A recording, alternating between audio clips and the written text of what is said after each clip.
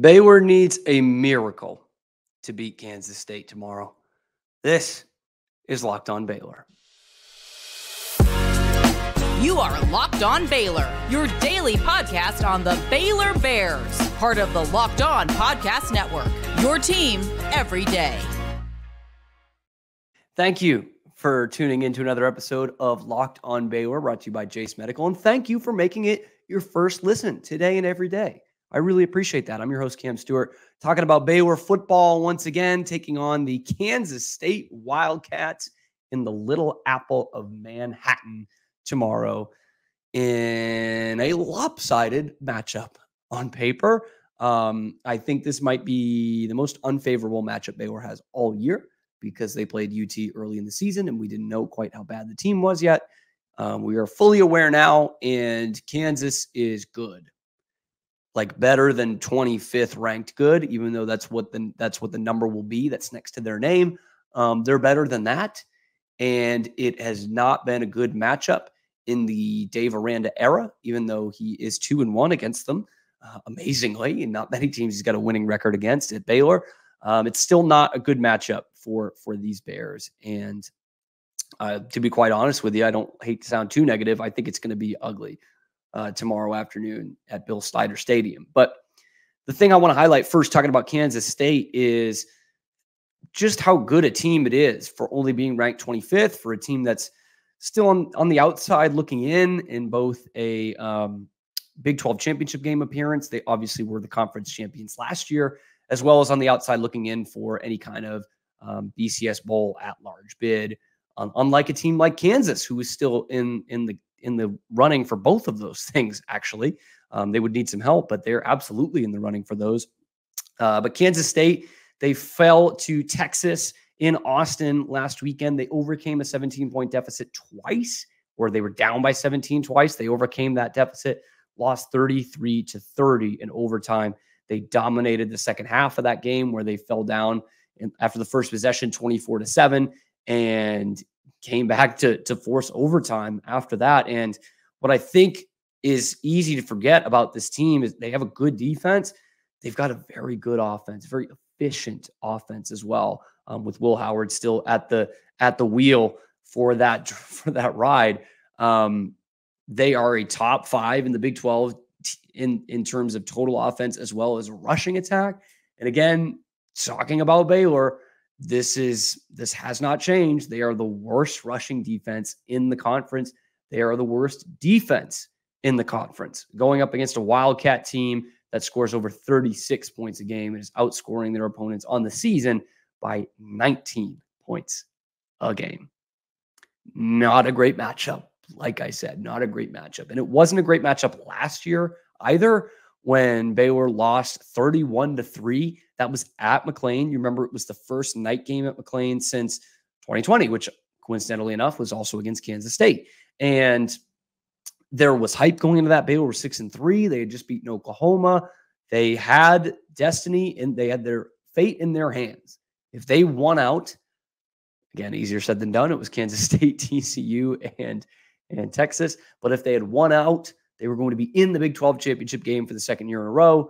Instead, they play their worst game of the season. Kansas State, a few weeks later, goes to the Big 12 championship and beats TCU to win the title. So as weird as it is to say, this is a matchup of the last 2 Big 12 champions. And one is just in such a better position than the other one. Almost embarrassingly so. But credit the job Chris Klieman has done. We got to get one of those North Dakota State coaches, man, because they are on a heater once again. Even though they're probably not going to play for the conference championship, this is a 7-3 team in Kansas State. And the thing that stuck out to me with the 31-3 loss that Baylor had last year is Deuce Vaughn had a good game against them. He always did.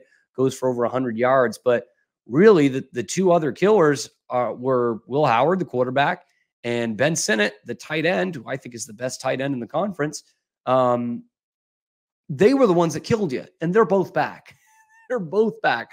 Howard last year doesn't have the hugest game on the stat sheet, but he's efficient as heck, as he always is. 19-27, 196 yards, got out of the pocket some, was pretty good at that, scrambling. and had 3 passing touchdowns. Ben Sinnott, 7 receptions, 89 yards, 2 touchdowns. As the tight end. No one could cover him. And maybe I'm being too negative. I doubt anyone can cover him this year. They had a better brand of physical defenders, including Al Walcott at the Star last year. They don't have that this year, even though they do have a good defensive backfield. It's a very young defensive backfield. And if it becomes a game where the Star, again, Bryson Jackson, has to cover Ben Sinnott, that is big time advantage Kansas State. And they don't have Deuce Vaughn anymore, but they do have DJ Giddens, who is pretty good. Pretty good. The thing that scares me the most is the next comparable team to Baylor in terms of defense, especially rush defense. I think they're still the second worst, is UCF. Okay. Remember that game? Obviously, the great Baylor comeback. That was the 2 worst rushing defenses in the league at the time. Well, when DJ Giddens and Kansas State faced them the week before they played Baylor, by the way, he had his best game of the season. 207 yards, 4 rushing touchdowns, 86 yards in receptions as well. 4 touchdowns. He ripped them to shreds. And that is a defense that is marginally better than Baylor.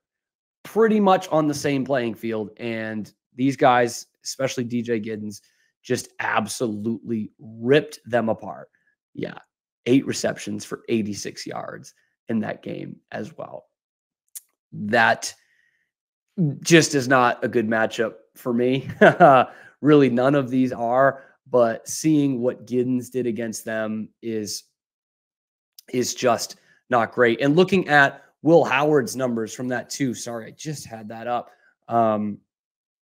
He was also pretty efficient. I mean, very similar to the game that he had against Baylor last year, where, he's not chucking it down the field all the time, but he's checking it down to Ben Sinnott, and he's taking care of the football. And he had a pretty good day against UCF himself. And I'm using that because, again, it's really the next comparable defense that they've faced for me. He did have a pick in that game, but he also was able to get out of the pocket the way he did against Baylor. 7 rushes for 64 yards, 2 rushing touchdowns. So in 27 of 42 on the day. So 65% completion percentage, about where he's been at the whole season, other than against Houston when he had 88% a couple of weeks ago.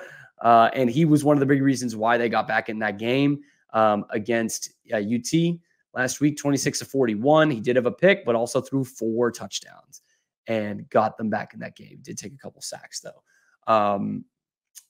This matchup is just not favorable to Baylor at any point, but especially on the defensive side of the ball for the Bears. They have been porous all year, and there's just nothing that has shown me that they're not going to make the same mistakes that they do every week on the defensive side of the ball. And it starts with not stopping the run. I mean, I sound like a broken record. I've said it all year, but Kansas State might not have to get out of first gear because I don't know how much they're going to have to pass the ball.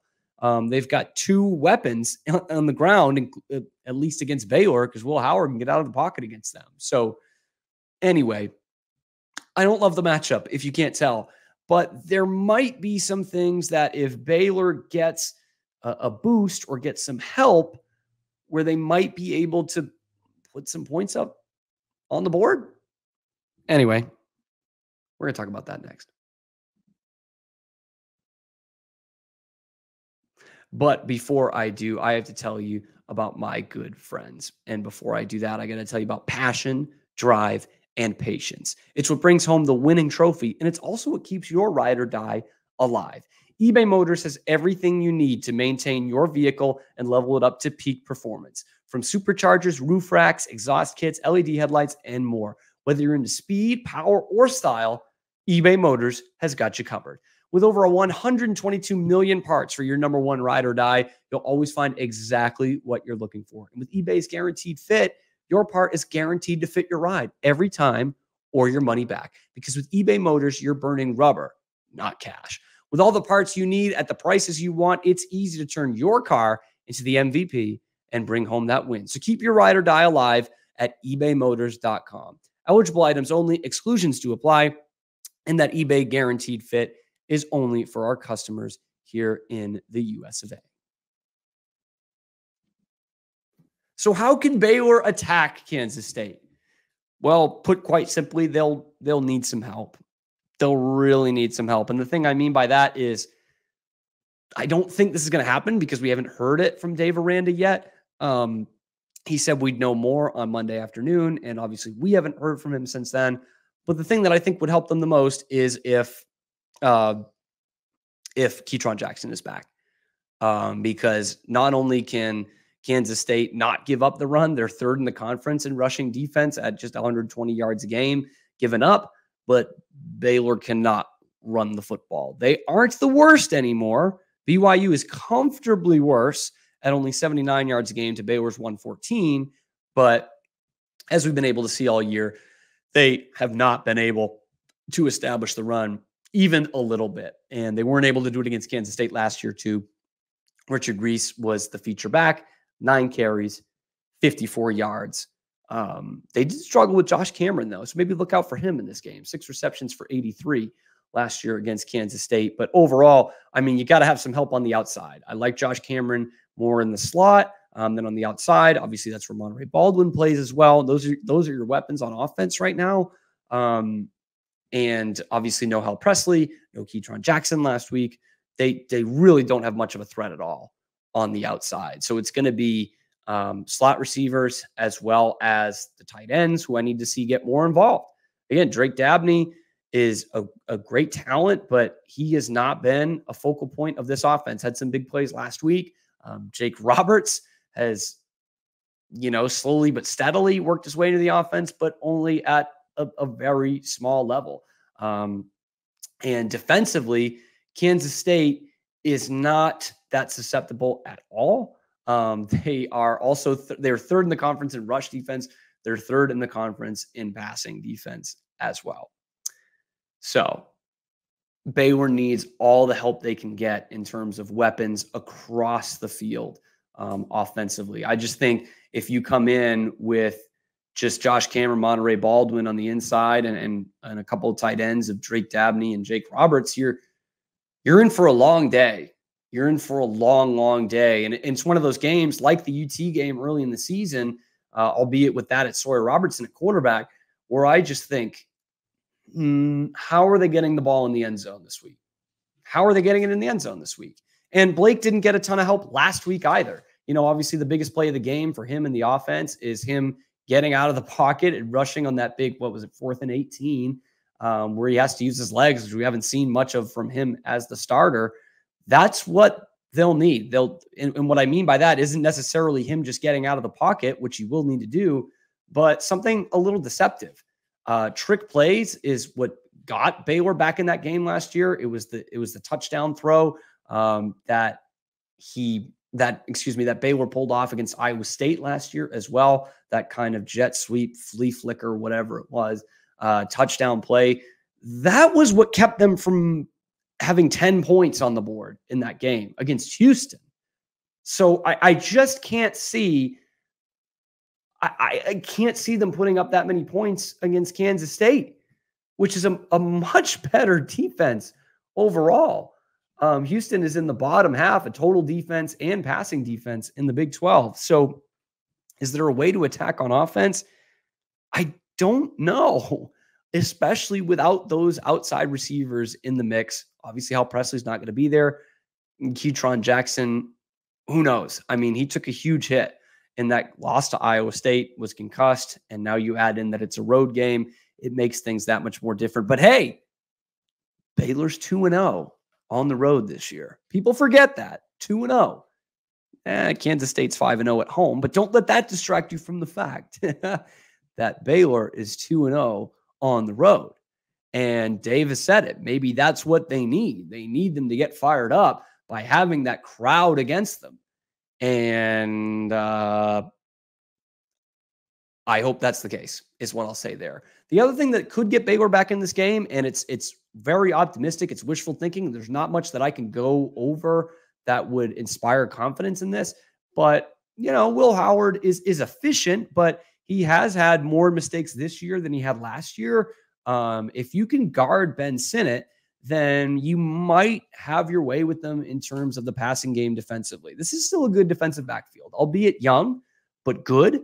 And they've played well on the road this year as well. So maybe they get some turnovers and get some short fields, and Isaiah Hankins is on his game this week like he wasn't last week. But even then, y'all, I mean, that's a lot to think about and not much really to go off of in that case. So hope I'm wrong. I hope Baylor comes out and smacks a team in the mouth, but they haven't done that all season long. Again, FBS games this year, they have had a lead in the first half at any point in the first half twice against Utah in week 2 and against Cincinnati in the second win of the season and the last win they had 3 weeks ago.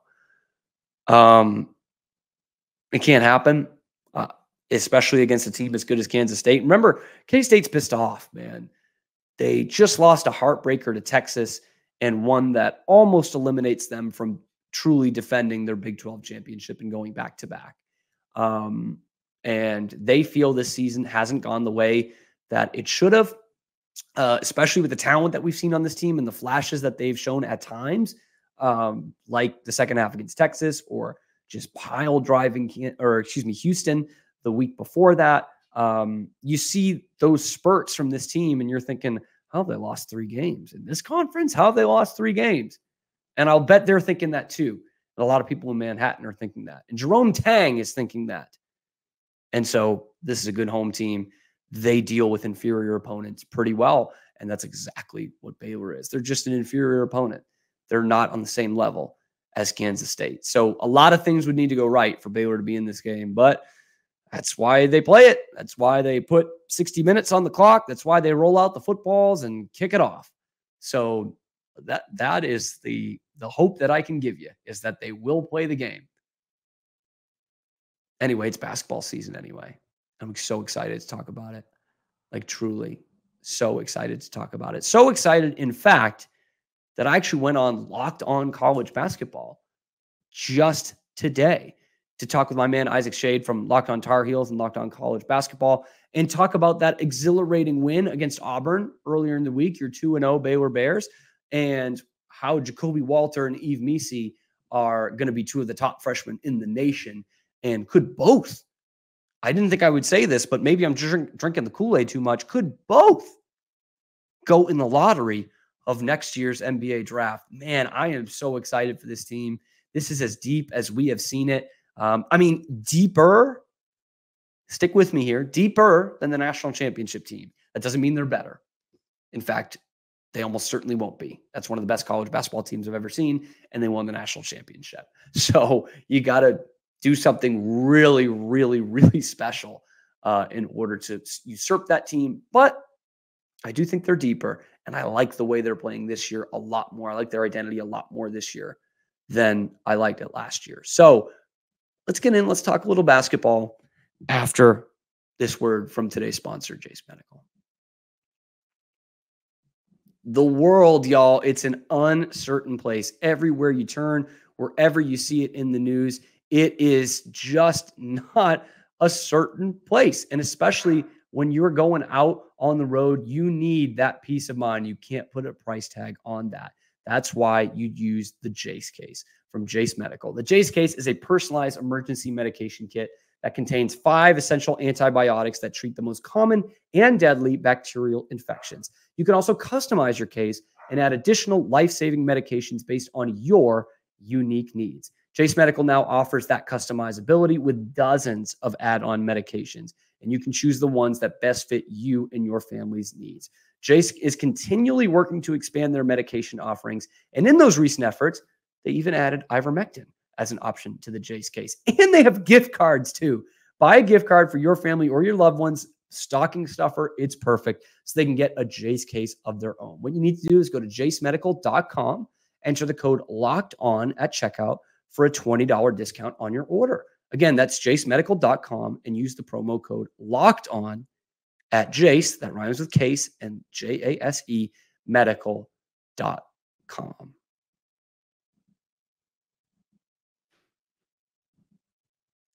I am overjoyed to be joined by the first time for me, the host of Locked On Baylor, Mr. Cam Stewart, coming at us on the heels of a massive win for the Bears. I know that on yesterday's show, our guys Andy Patton and Week 2 Lean talked about this game, broke it down. But, man, we need to get that firsthand Baylor look at this. And so, Cam, it's such a pleasure to be talking for the first time. Thank you for making time. Cam's got a busy schedule here on Wednesdays. We're recording with Texas high school football, which is, as we all know, I'm married to a Texan dude, so I get it and I understand the drill. So here's what I want to do, Cam. I want to start off big picture. So let's start with some recalibration following this win over Auburn. We now have the benefit of about 24 hours of hindsight, having seen what we saw against an Auburn team that was picked 6th preseason in the SEC. And if they're 6th, the SEC is ridiculous because this Auburn team is infinitely better than I expected. Aiden Holloway is a dude, going to be one of the best freshmen in the country. And so here's my question to you, Cam. What are your season expectations now for Baylor having seen this? Have they grown? Have they lessened? Or have they stayed about the same?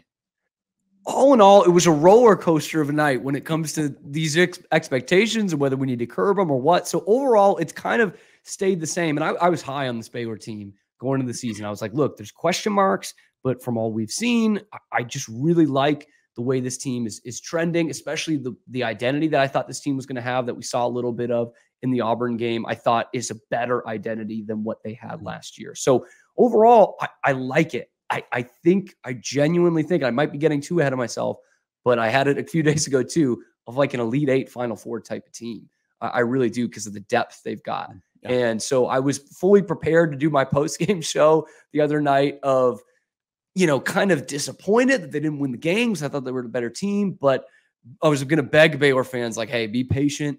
This team is going to come together. They showed a lot better habits than what we saw last year. And thankfully, I didn't have to do that. So there were still some of the same problems that they had a season ago in terms of like transition defense and rebounding on the defensive side, although they were much better on the offensive glass. And they kind of corrected it all in the last 5 minutes of the game. I don't know that there was a time in the game that they played poorly or that they just deserved to get beat up. Like they were down 9 and 8 at points in the second half. But overall, I thought at the end of the game, this is what we expected. Maybe some guys were a little different than what we expected, but overall with the team output, you played a good SEC team. I agree with you. I thought Auburn was a little underrated going into this game. I thought they were really underrated after this game. And you just can't say enough. First game of the season in a neutral site with the whistles going crazy for both sides, that you were able to withstand that even with some guys in foul trouble and come away with an impressive victory and 16-5 to end the game. You can't get much better than that. No. Closing against a Bruce Pearl team and all his guards is always an impressive thing to be able to do. And they broke the press too. Yeah, I mean, that was awesome. That's insanely difficult. So, Cam, you talked about that last 5 minutes, and here's what was so interesting to me. Jacoby Walter is the name that everyone would already know as the freshman dude coming in. Last year it's Keontae. This year it's Jacoby. And, man, did he show out. 28 points, perfect from the line, 4 of 7 from 3, 6-4, all of this stuff. But those last 5 minutes, man, it was another freshman to me who really, really turned, I won't say the tide, although I should say the tide since they were playing Auburn, turned the tide there for the Bears, and that's Yves Missy. And here's the thing with that. You talked about your question marks coming in. One of mine was, what will Baylor's front court be? Because I love Jonathan Tchamwa-Tchatchoua, but he's still kind of working his way back from that injury, that gruesome injury, and, should be great. But the thing was, if Yves Missy can be a dude alongside him, even coming off the bench in a good role, then that Baylor front court should be great to match what's going to happen in the backcourt, despite all the losses of Adam Flagler and LJ Cryer and Keontae off to the league. What was it about what Yves Missy did that is hopefully confirming some maybe front court fears for you? Yeah, I mean, it's a good point about the front court because it was worries I had too, and worries that weren't exactly thrown away in the first few minutes of the game. Jonathan Tchamwa-Tchatchoua, unfortunately, I don't know based off that game if he's going to get back to that level, that explosiveness that he had. He couldn't hang with a team that was going as fast as Auburn did, only played 6.5 minutes for the game. So that's still a big question mark on what he is going forward. He started. I didn't think he was going to. And the role that he has is definitely in question. But Missy, I mean, oh man, that was fun. I just did not think, if you had told me with 5 minutes left in the game, hey, who's the first freshman you're going to talk about, and it wasn't Jacoby Walter, I would have been like, you're insane. But yeah, he didn't score the last 5 or so minutes, 6 minutes of the game, and they still pull away. He was awesome, but it was Missy that was making the plays. And what I thought about in the moment was, Scott Drew has never had a player like this. I mean, truly, at that position, he's never had what I mean, to Baylor in the modern era of Baylor and under Scott Drew, he's a unicorn at the 5. Like, that steal and that ball handling and dunk to finish in a pressure situation is something we just wouldn't see. And they've had some good centers there and some good big guys. But to me, that shows that he's more than just a back to the basket rebounder. Not that he's going to be out pulling threes, but his pick and roll game, I think, is going to be dangerous. We didn't see a ton of it in game 1, but just based off that athleticism. And defensively, he was a little bit farther than what I expected. He wasn't excellent, but he had good footwork, which is something that Josh Ojenwuna, the other center, is still learning a little bit of, even though he's got a lot of athleticism. But he's an athletic guy who can put the ball on the floor. At legit 7 feet. That's the other thing. Yeah. Like, man. And a legit base, barely 18. I mean, remember, we reclassified Isaac. He was supposed to be in next year's class. And that is such a huge lift for Baylor in terms of that depth. And early on, he was keeping Janai Broom out of the cylinder there. And he did get worn down a little bit defensively, but I was like, hey, I wasn't expecting even that much early on. So very impressed on both ends of the floor. And that's the thing, is he's going up against a top caliber SEC big in Janai Broom. And so experienced one too. Exactly. And so, I mean, you talked about that steal and dunk, because it's like the steal itself is impressive enough. The instincts to get in and get that. But then to see this gazelle of a dude glide, I mean, because a lot of 7-footers do that, and it's herky jerky clunky. It was beautiful. And then in live in real time, I thought he missed the dunk. That's how fast and ferocious it was. But then, Cam, here's what I keep going back to. That was the play that put them ahead for good, put the Bears ahead for good. But then literally the next possession blocks an Auburn shot. Next possession after that goes back to the free throw line where he had just missed the and one after the dunk, makes both of those free throws to put, 4 points gap. So it's like that happened, my man, in such a quick flash. He's going to have down days, but that ceiling that Yves Missy has, boy, it is sexy to look at. Now, I want to go to the backcourt because we can't miss Jacoby Walter. One of my preseason observations that I want you to tell me how crazy I am, how dumb I am if I think this is true. I proposed that he might have a bigger impact on this Baylor team than even Keontae George did last year. Am I crazy, or is there some sanity to that? That's one of the most sane things I've heard on this show, Isaac. No, seriously. I love Keontae, and just a tremendous player. Actually got his first start in the NBA last night with the Jazz. I think he's going to be a good NBA player. I really do. But it is a more favorable situation for Jacoby Walter to go into on this Baylor team. But I think he's definitely going to have more of an impact. And that's saying something. I think the offense doesn't have to run through him like it did with Keontae last year, who was obviously true freshman at the point guard position, and their backup was Adam Flagler, who's a terrific scorer, not a point guard. Jacoby Walter doesn't need to play point guard on this team, and I don't think that's what he's going to play in the NBA. So I think it's perfect that they have the facilitators, they have a stronger backcourt, and he can score from every level, whereas Keontae was a three-point shooter, and that's what he does really well, and he was excellent at that. But I think Jacoby's game is going to help this team so much more than Keontae's did last year. And that's no shade on Keontae. Great player, won some games for us. But I think Jacoby is going to be maybe the top freshman in the nation this year. And I might be crazy in saying that, but I think he is absolutely going to have a bigger impact and is going to help this team win more games. No, when we named our freshman of the year nationally on this show, I named 3, and he was right there as part of that. It's just nuts that Aiden Holloway is probably the 3rd best freshman on the floor the other night. And he's an excellent player. 2nd best from his own high school, by the way. Played with EMC at Prolific Prep. That's no bad mark. I mean, those were 3 terrific young players. Yep. But no, I mean, you talk about Isaiah Collier at USC. You talk about Justin Edwards at Kentucky, and in that same breath, give me Jacoby Walter hanging out down in Waco. A little bit of a break today as the Bears host John Brown from actually like an hour south of where I live in Joplin, Missouri. Nice, easy win for the Bears after that slog on Tuesday night. And then a little bit of a break in the schedule as well, really leading up to that. Several things later in the non-con schedule, so we'll be watching for that. So great to have Cam Stewart on our show. Cam, thank you so much, brother. Can't wait to have you back. Isaac, thanks for having me. Can't wait to be back. Let's talk some more Bears basketball soon.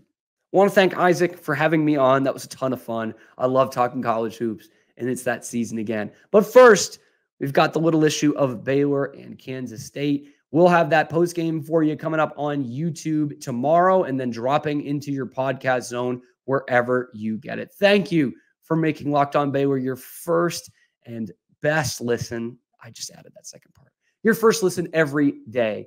Really appreciate it. Again, it's the only place that you are getting 100% all Baylor every day. And we'll be back tomorrow with the post game. Let me know what you think. Can the Bears pull off a miracle?